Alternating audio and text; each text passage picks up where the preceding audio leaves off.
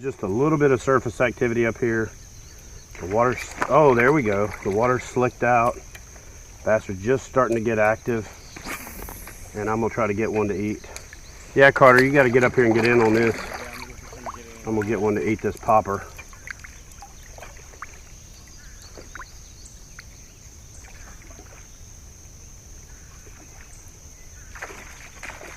Oh yeah, they are chasing bait. Good now. Now come eat mine.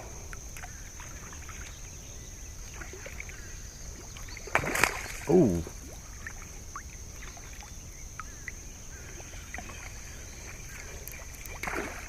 Golly.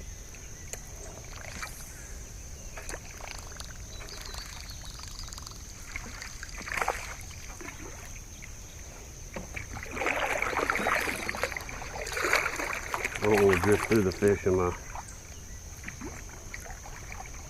lure. Tends to pull you a little bit. Oh, there he is.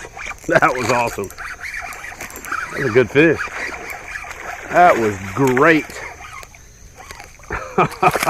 I love it. Love it, love it, love it when they eat that freaking popper. Little dude. Little chunk. But he flat annihilated that popper. And if you're fishing for fun, fishing with a kid, taking somebody new out for the first time, you almost can't go wrong with a little cup mouth popper and throwing it out there, because the first time they catch a fish like that, they'll be hooked. Because I'm old and been doing it a long time, and I still love it. Come eat it again, boys.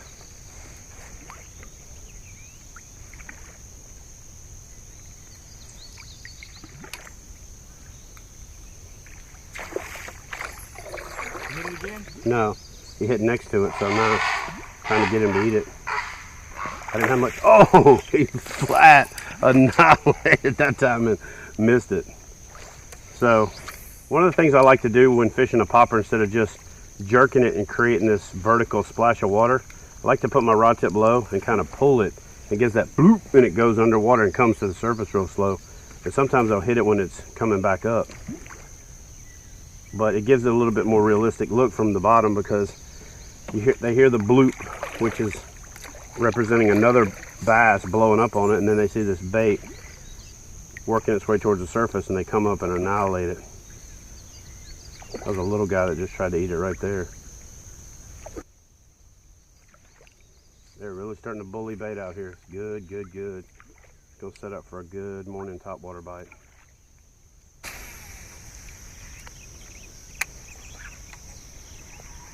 Oh, there he is. You got it? Yep.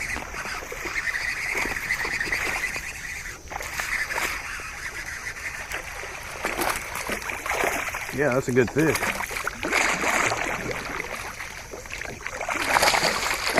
That is a good fish. Good little chunky dude.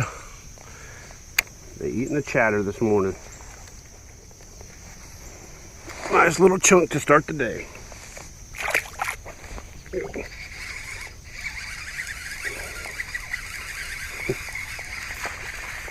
Little guy.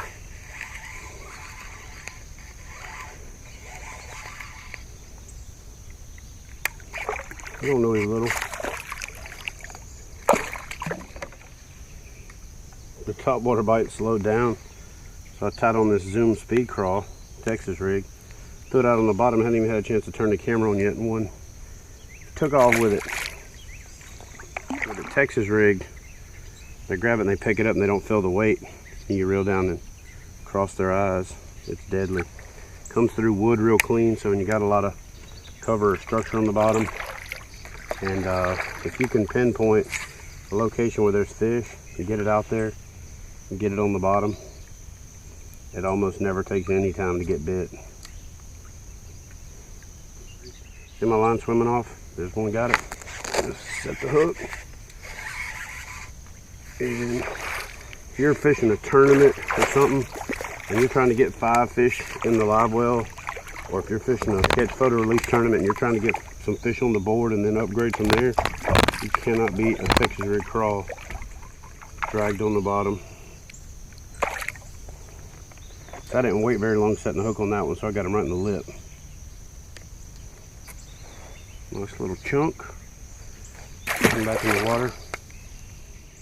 Man, these treetops in the summertime, when you find one, they are deadly because the bass are lethargic, it's hot.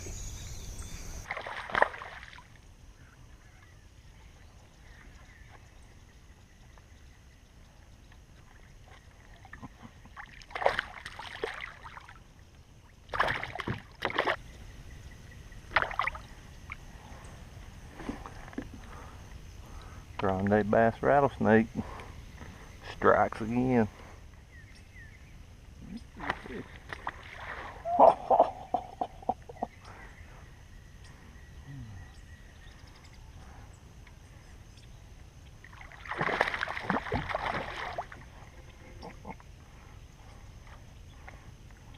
You done yet, are you, big boy?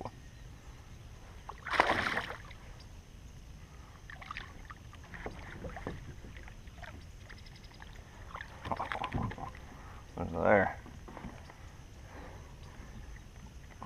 I'm gonna tell you, this is how much these fish love that grande. Now look at that. Look how far down in there. Now that fish has swallowed that bait all the way down in its stomach. So I'm gonna do a side removal. It's really, really simple. I actually utilize the weight of the tungsten to help me out. I'll take that tungsten and I'm gonna drop it down. I got my line on freeze pool, so I brought that tungsten right out the side of that fish's gills. So what that enables me to do, huge an angle, is now I can go up here, I'm gonna grab the hook right here. Now the hook is just hanging out the side. See where the hook's just hanging out the side? Now I can take my pliers and actually grab the hook and pull it right up out of his stomach. And the fish is not bleeding. Hook is removed out of his stomach. He's in good shape. Really nice fish. Pretty. So now we'll let him go. All right, guys, so we're at the Waterways Township, Richmond Hill, Georgia. So Ron, my brother from another mother out of Tennessee, ended up getting transplanted back here because of his wife's job, 11 miles from where I lived and grew up and went to high school and all that stuff right down the way. Ogeechee Farms behind Keller's Flea Market. And so we're also hooking up with Carter, Charleston transplant, and you guys already know this guy right here, my brother from another mother. The only other dude I fish with that's already sweating through his shirt at the boat ramp. Fat boy syndrome. The fat boy sweat. So anyway, he's rigged up, I'm rigged up, Carter's rigged up. We got the Feel Free Lure 11.5. We got the Hobie Pro Angler. We got the Wilderness Systems Attack. And we about to go put it on some bass down here in Georgia, Waterways Township, and it's gonna be good. I mean, we're just gonna break some jaws, cross some eyes, rip some lips. Up a bass already popping right there behind us. Yesterday, the Topwater blow up from bass was insane. They would hit pretty much anything you threw in there. So we're gonna go back out there today and try to whoop up on them. We'll see you on the water.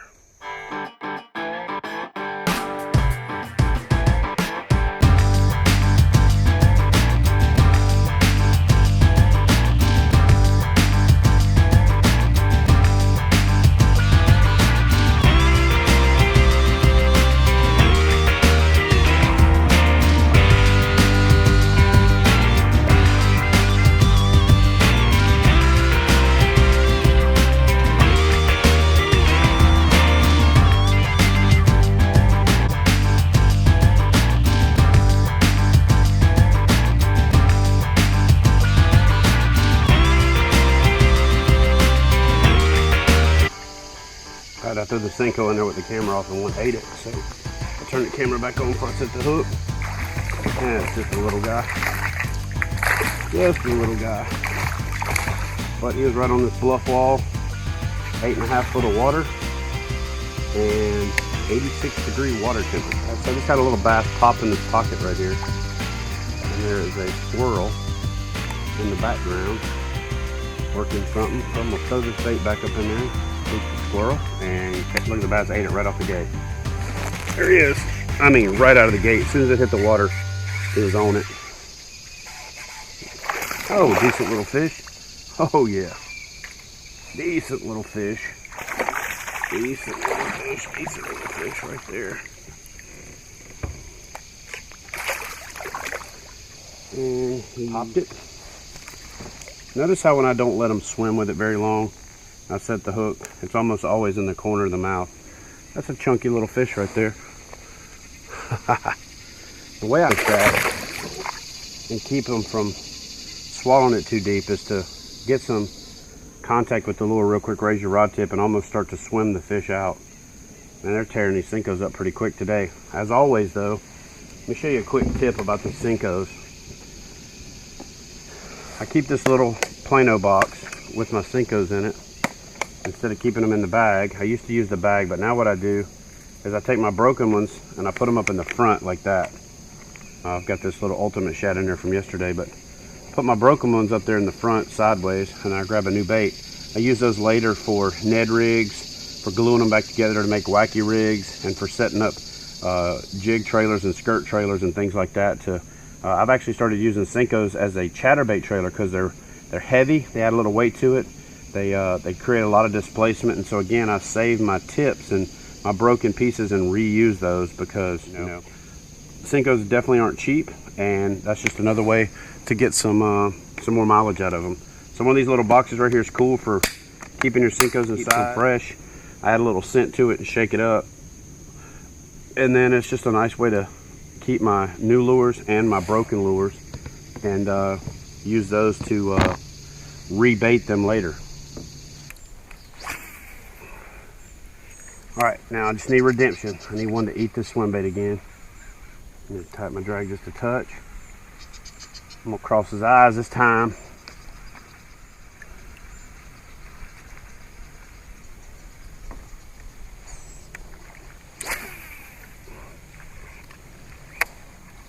Carter, you want a crankbait?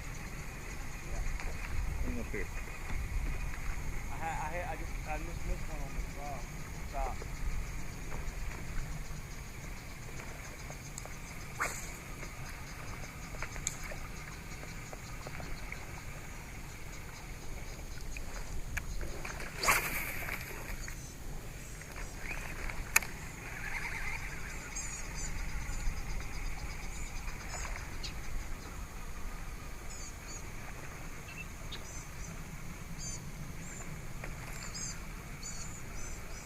They are blowing the bait out of the water.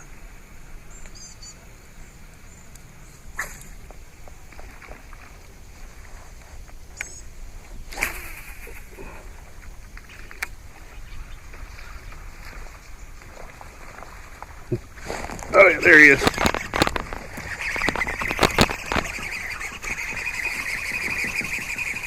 He's running at me. Can't tell how big he is yet. Oh yeah, he's a decent one. They're out here busting up on these shad. And he freaking chomped that Zoom swim bait. I mean, chomped it. Look at that dude. Got a little broken head right there. Something's done whooped up on him in the past. Let's get him back in the water and get us another one. So I decided to make a long cast with the camera off because I saw a fish blow up. And of course, I throw it out there and this dude smashes the swim bait. So I didn't get the hook set, but got a little bit of the fight. He thumped that swim bait. So good little chunky fish. They're eating that chartreuse. And this bait's gotten good and torn up. I save these though. And the reason that I save them is even though they're torn up, I will cut these off and I'll stick a couple Senkos inside them to add a little extra weight to them. Put 2 dabs of super glue on it, thread this onto a chatterbait or a swim jig, and it makes this perfect swim jig trailer. So that's part of my rebait concept. And so hold on to these, put them in a place to to keep them.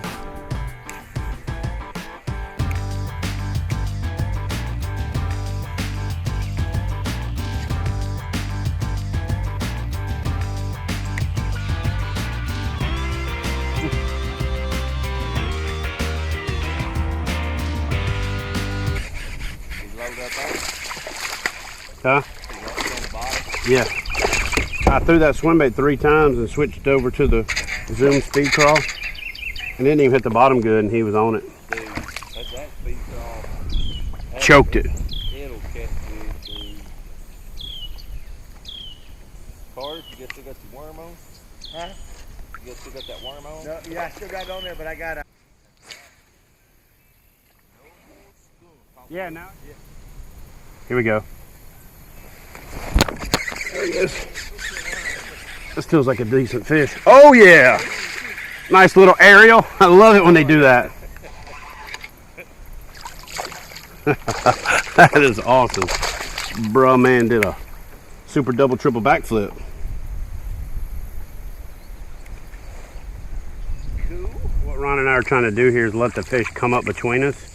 Then we're going to both cast in there and try to get a double hook up film from both directions at the same time with the fish in the middle.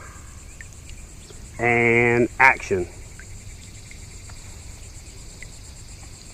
You haven't got these fish trained yet, Ron? Yeah. And go. Come on. Say what? Guess they're just not responding. We're locked and loaded, standing by to wait for the fish to show up. And 3, 2, 1. I think these fish are just cruising. Yeah, Back and forth. they're just doing a loop.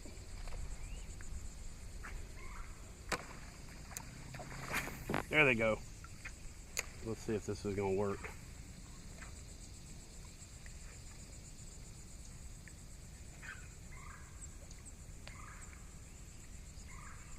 Come on. Eat.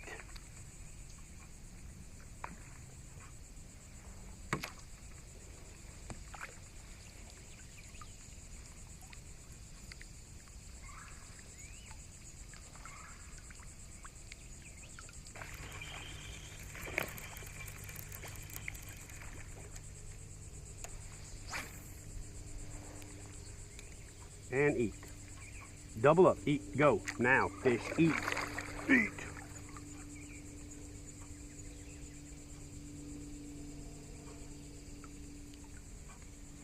I got one. Ah, let it go. All right, that's perfect. Ready? Go.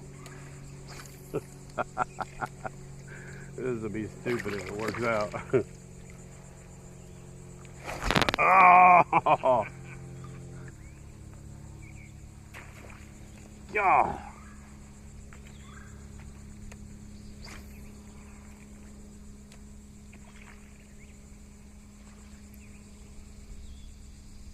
Come on, fish. Eat the fluke.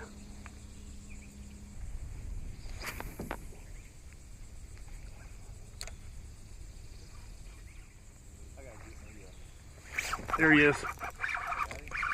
There he is. Get in there, Ron. There he is. Oh, come on, come on. Double up, double up. There we go. Ha ha. Yo, double up. Action. That's awesome. So Ron's throwing the